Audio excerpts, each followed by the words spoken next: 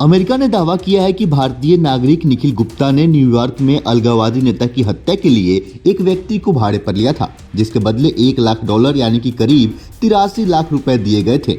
अमेरिकी कोर्ट में पेश दस्तावेजों के मुताबिक निखिल गुप्ता को भारत सरकार के एक कर्मचारी से निर्देश मिले थे। मीडिया रिपोर्ट्स में निखिल गुप्ता की उम्र 52 साल बताई जा रही है।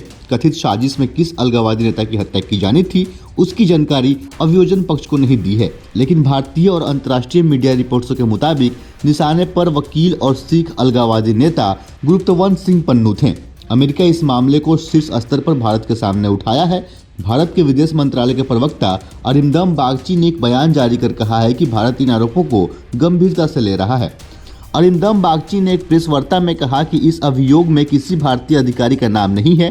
बागची ने कहा, हम पहले ही बता चुके हैं, अमेरिका के साथ द्विपक्षीय सुरक्षा सहयोग पर वार्ता के दौरान अमेरिकी पक्ष ने कुछ इनपुट साझा किए थे जो संगठित अपराधियों, आतंकवादियों, हथियारों के कारोबारियों और अन्य के नेक्सस के बारे में थे। भारत ने इसकी जांच के लिए विशेष जांच समिति गठित की है। इससे पहले कनाडा ने सिख अलगाववादी नेता हरदीप सिंह निज्जर की हत्या में भारत के शामिल होने का आरोप लगाया था।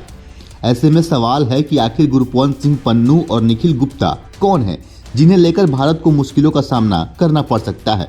तो आइए जानते हैं कौन है गुरप्तवंत सिंह पन्नू। पेशे से वकील पन्नू का परिवार पहले पंजाब के नाथू चक गांव में रहता था, जो बाद में अमृतसर के पास खानकोट में बस गया। पन्नू के पिता महेंद्र सिंह पंजाब मार्केटिंग बोर्ड के सचिव थे।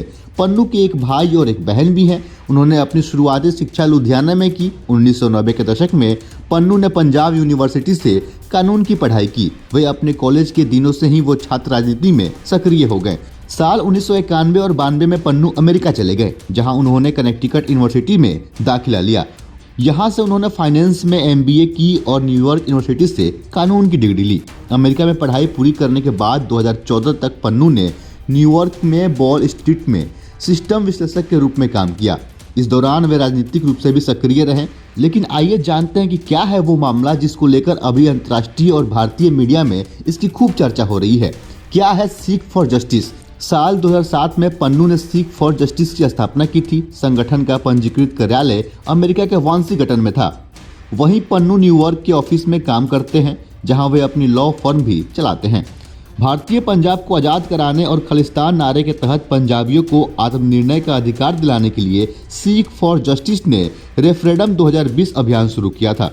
इसके तहत पंजाब और दुनिया भर में रहने वाले सिखों को ऑनलाइन वोट करने के लिए कहा गया था, लेकिन वोटिंग से पहले ही भारत सरकार ने 40 वेबसाइटों को सीक फॉर जस्टिस और खालिस्तान समर्थक बताकर बैन कर दिया। यह संगठन खुद को मानवाधिकार संगठन बताता है, लेकिन भारत इसे आतंकवादी संगठन घोषित कर चुका है। इसके बाद पन्नू की धमकियां शुरू हो जाती है। 4 नवंबर को पन्नू ने एयर इंडिया विमान को निशाना बनाने की बात कही। इसके बाद पन्नू लगातार भारत को धमकियां दे रहा है। 4 नवंबर को एयर इंडिया विमान को निशाना बनाने की बात कही। 27 सितंबर ICC वर्ल्ड कप को टारगेट करने की बात। 21 सितंबर कनाडा के हिंदुओं को देश छोड़ने की धमकी दी। 10 सितंबर को PM मोदी अमित शाह को धमकी मिली। 31 अगस्त इंदिरा गांधी एयरपोर्ट को उड़ाने की धमकी दी। 28 अगस्त अरुणाचल को चीन का हिस्सा बताया। 27 अगस्त को दिल्ली मेट्रो स्टेशन के बाहर खालिस्तानी नारे लगे।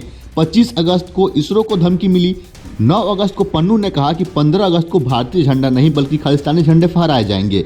31 जुलाई को हरियाणा को खालिस्तान बनाने की धमकी दी। ये सारे पन्नू की धमकियां हैं जो भारत को मिल चुकी है और भारत ऐसे संगठन को आतंकवादी घोषित कर चुका है। बाकी इस पे आपकी क्या राय है? क्या अमेरिका वाकई में पन्नू की सहायता कर रहा है? आप अपने हिस्से का राय हमें कमेंट के जरिए अवश्य बताएं। फिलहाल के लिए इतना ही। बहुत बहुत धन्यवाद।